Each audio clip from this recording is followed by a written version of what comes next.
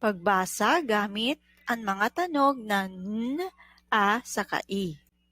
Sabayan mo ako na basahon ang mga tataramon sa kapanaysay gamit ang mga tanog na n, a, saka i. An ina ni Ana. Ini si Nana Nina. Ini si Ana. Si Nana Nina ang ina ni Ana. Purbaran na simbagan ang mga kahaputan manungod sa mga panaysay na binasa. Si Isay ang ina ni Ana. Nana ni na. Ngunyan, ika naman ang mabasa. Sige, purbaran mo na.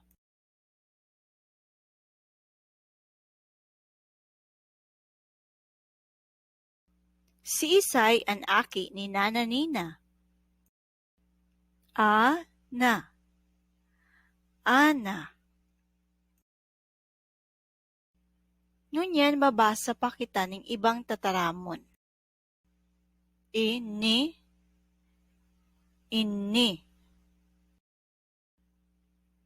Ini ang basket.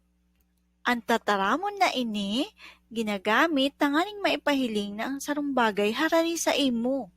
Halimbawa, dyan sa retrato, pwedeng sabihong kan aki na ini ang basket. Na.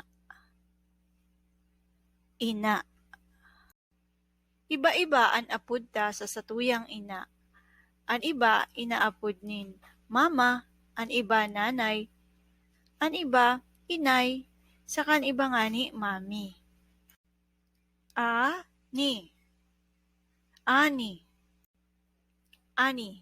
Ani ang apod sa mga produktong hali sa pagtanom, halimbawa, mga prutas, gulay, sa kaparoy.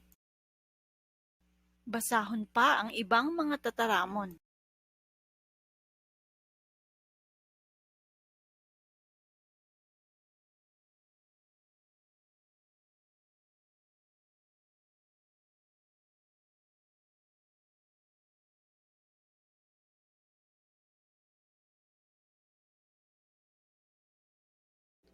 Hinamawot ko na napanood ka na magbasa ng mga tataramon panaysay gamit ang mga tanog na n, a, saka i. Salamat! Hanggang sa susunod